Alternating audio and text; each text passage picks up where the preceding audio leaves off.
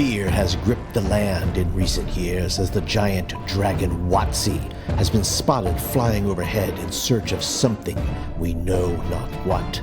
People stare upward, pointing. Mothers grab their children, and men and women alike take up arms in hopes that their town is not the intended target. As the dragon Watsy flies past, town after town, one man dressed in armor sits atop his steed and points to the sky, and with fear in his voice shouts, "It heads towards Greyhawk! To arms!"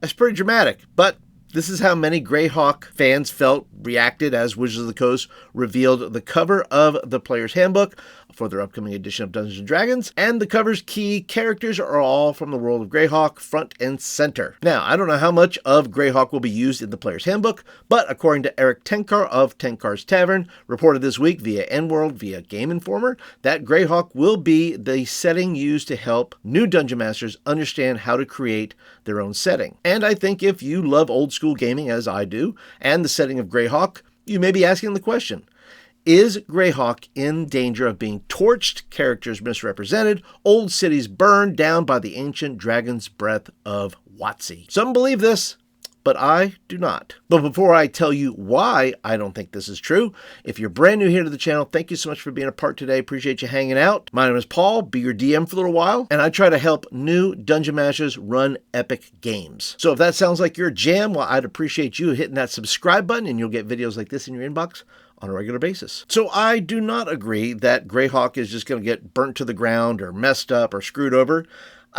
You know what? Once again, it might, but I think the upside of Greyhawk making an appearance is good, which I agree with Bill Marsh from Pacesetter Games. He was on a live stream at Tenkar's Tavern, who shared, and I paraphrase, Greyhawk being featured in the DMG is a good thing for old school gaming. People will see, hear the name, start Googling, and find a lot of old school gaming resources that will introduce them to old school gaming ways, and that's a good thing. Jim Kitchen, who was also featured on the live stream, had a great take that I agree with regarding how old school gamers should approach Greyhawk being mentioned in the newest version of Dungeons & Dragons. Jim offers old school players who might be quick to bemoan the situation and start yelling at the sky and on the internet things like, Watsy's going to screw it up, and there's no one at Watsy who loves us. And he offers a different approach. Jim is encouraging the older gaming community to put on their Sunday best, because there will be plenty of noobs showing up in the Discord, Reddits,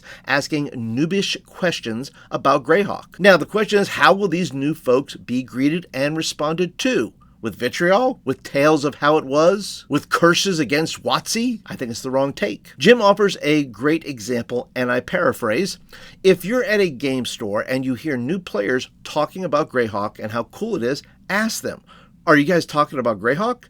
That was the first setting I ever played. I have a lot of experience with the setting. If you have any questions, let me know. I love talking about it. That's it. That's it right there. We can, I believe, as a community, draw new players in or push new players away with how we respond to how Watsy is handling Greyhawk. First, these new players will likely have no clue about Watsy and their handling of Greyhawk, or about Watsy's past shenanigans, and will not care. And I don't think we need to be the ones who tell them about it. I'd rather talk about a great game setting than a corporation's mishandling of a game. You see, the world of Greyhawk, it is the second box set I ever owned, right after the red box with that awesome Larry Elmore art. Now, I didn't get to play in the world of Greyhawk because, well, my DM did a lot of homebrew stuff, which was great. But this did not stop me from reading through these glossy pages and staring at the incredible maps contained within. This is my game, and no one can take it from me, not even Watsy. So, this is my challenge to you.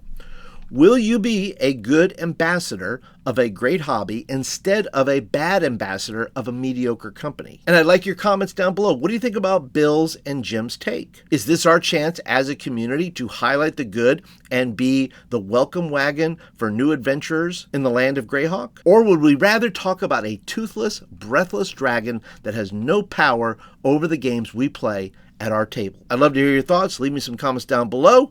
And that's it for today. Thank you for joining today. Appreciate you being a part. If you really liked the video, well, go ahead and click click that thumbs up button. That tells me you like it and you want more of them. So until next time, you guys have a great week and go enjoy yourself some Greyhawk.